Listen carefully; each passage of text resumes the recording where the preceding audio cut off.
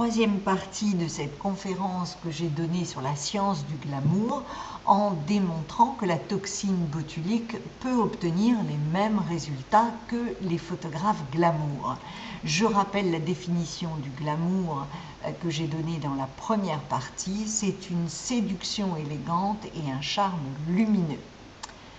Dans la deuxième partie, j'ai expliqué pourquoi les photographes d'Hollywood avaient de manière extrêmement théorique décidé de mettre de la lumière précisément à des endroits particuliers pour chaque visage au niveau du front.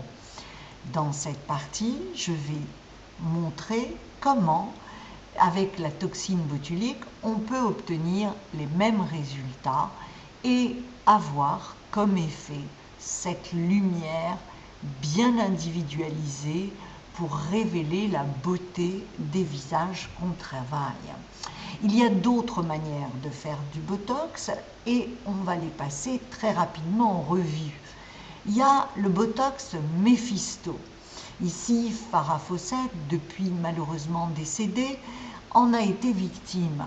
Regardez, le coin interne de son œil est soulevé, le coin externe encore plus soulevé et en haut sur le front, un fripouillis. Regardez son regard avant. C'est vrai qu'il était plus épais, plus lourd, mais tellement plus joli et tellement plus mystérieux. Il y en a plein d'exemples, ça fait la une de beaucoup de journaux, c'est le Botox Mephisto. Il y a un autre Botox que j'appelle la corde raide. Nicole Kidman en est un bon exemple. Regardez son regard avant et son regard après.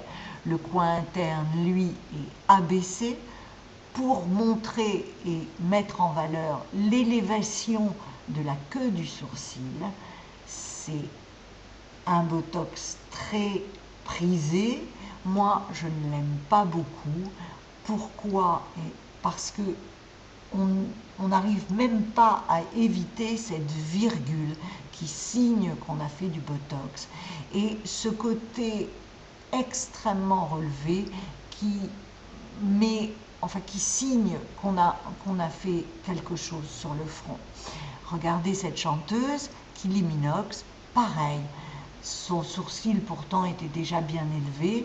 Bon, elle a fait de la toxine botulique à la manière corde raide et bien sûr, elle a sa virgule et elle a cet effet très tiré, très artificiel du sourcil. Le troisième mode de Botox qui est assez connu, c'est le Botox dit gelé. On a exactement la même expression, quel que soit le message qu'on essaye de faire passer, l'œil a la même ouverture, elle ne peut même pas aller plus loin quand elle essaye.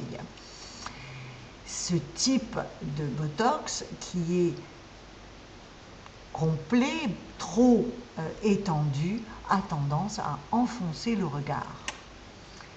Il y a bien sûr d'autres exemples, ici ce chanteur, George Michael, qui n'a pas beaucoup d'expression, quelles que soient les occasions.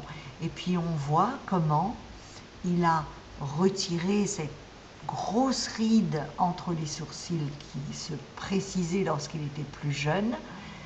C'est pas mal, mais il faut savoir s'arrêter et il n'a pas vraiment su à ces moments-là. Y a-t-il des secrets pour réussir un Botox? Bien sûr, il faut connaître l'anatomie de l'intérieur à l'extérieur en connaissant bien la projection de chacun des muscles. Il faut savoir étudier la balance musculaire de chaque patient lors de toutes les expressions qu'on le force à faire. Et puis il faut individualiser les doses de Botox qu'on met, ce n'est pas pareil chez tout le monde.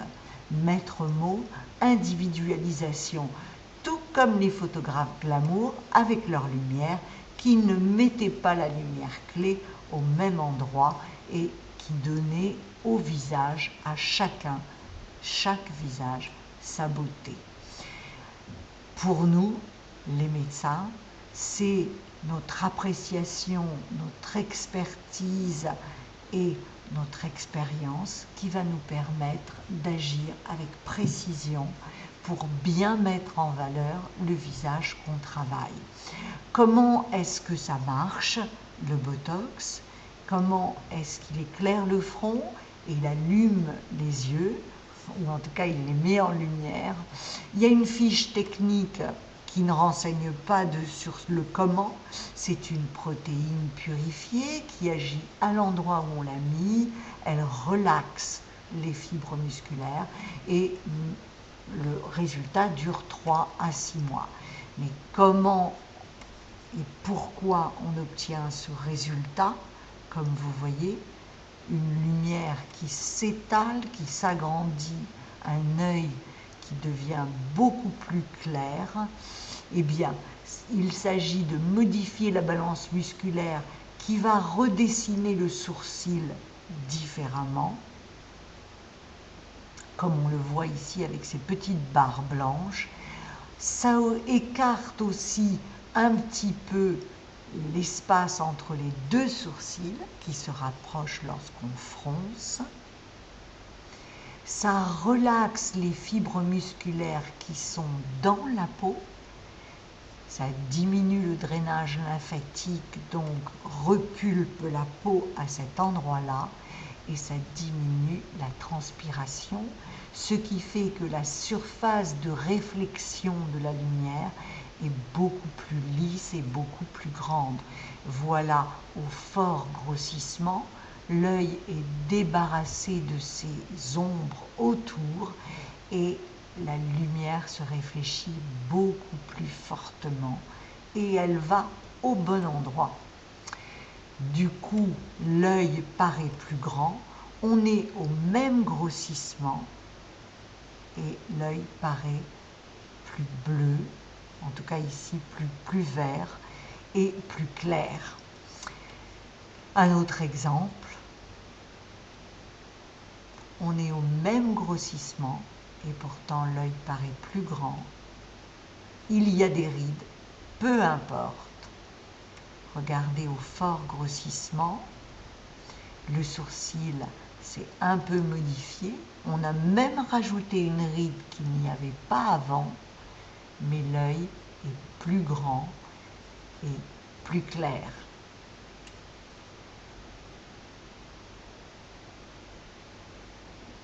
Sans commentaire.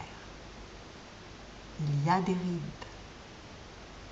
Il ne faut pas courir après la ride, il faut que l'expression du regard passe au-dessus. Alors, on l'appelle Botox Glamour, Botox Hit, la touche parisienne, c'est adoucir et ouvrir le regard, l'individualiser en lui donnant de la sérénité et du mystère, donc plus sensuel, le tout, une lumière clé, pendant 3 à 6 mois. Y a-t-il des risques? On l'utilise depuis 1978 et on a beaucoup de recul dans beaucoup de pathologies. En médecine esthétique, on l'utilise depuis plus de 10 ans. C'est totalement réversible et c'est à faible dose pour les petits muscles du front. Mais c'est technique dépendant, donc on peut faire une erreur technique. Ceci dit, cette erreur est corrigeable le plus souvent, et si elle ne l'était pas, l'erreur sera là que temporairement et pas tout le temps. Il y a-t-il d'autres manières d'obtenir un front lumineux et un regard ouvert? Oui, la chirurgie, mais c'est technique dépendant. Il y a un temps de récupération bien plus grand. Il y a des risques de positionnement anormal des sourcils puisqu'on tire dessus, alors qu'avec la toxine botulique, on relaxe, ce qui est complètement différent. Et puis avec la chirurgie, nous le savons, ce n'est pas réversible. Je pense qu'il faut d'abord commencer par faire un peu de toxine et éventuellement un petit acte à minima de chirurgie. On peut aussi se dire, on va remplir les rides du front, on va remplir le front. Ben d'abord, c'est aussi technique dépendant. Et puis, en plus de ça, ça ne traite que la ride et pas l'expression. Il y a des risques. C'est vrai qu'ils sont excessivement rares avec les produits autorisés officiellement. C'est vrai que lorsque ça arrive, ce n'est pas de la faute du produit, mais c'est une réaction du corps et qu'elle est, dans la majorité des cas, réversible. Mais c'est quand même bien embêtant, ces déformations qu'on peut obtenir. Donc, à mon avis, on commence par de la toxine botulique et puis on met très peu de comblement dans les petites rides qui restent si elles continuent à gêner le patient, comme c'est le cas de cette patiente ici qui m'a demandé de rajouter un petit peu de comblement. Je l'ai fait, elle était très contente. Et puis on peut se dire, on peut faire du resurfacing, c'est-à-dire les peelings, les lasers et tout ça. D'accord? Mais c'est aussi technique dépendant. En plus de ça, il y a un temps de récupération non négligeable. Il y a des risques plus ou moins réversibles et ils sont quand même là. Et puis ça ne traite que la surface de la peau. Regardez, la peau de cette femme est plus belle après, mais son expression reste une expression stressée.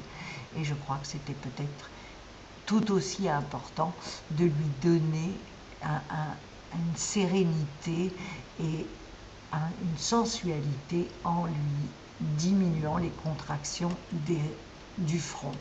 Donc je pense que le mieux c'est de faire un petit peu de toxine et après un resurfacing comme c'est le cas de cette patiente ici où on voit le très joli résultat.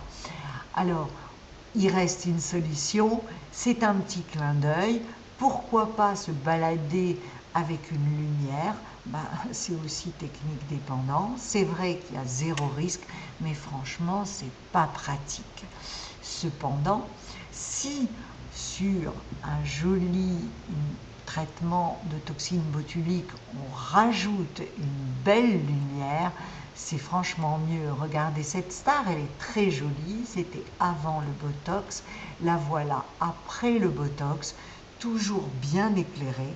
Elle a un charme supplémentaire et une fraîcheur et une jeunesse supplémentaire. Sauf que dans son cas, eh bien, c'est mon Botox que j'appelle corde raide. Et qu'est-ce qui se passe? La virgule qui n'est pas très jolie et qui signe qu'elle l'a fait. J'espère vous avoir donné envie de voir la dernière partie. Je vous remercie de votre attention.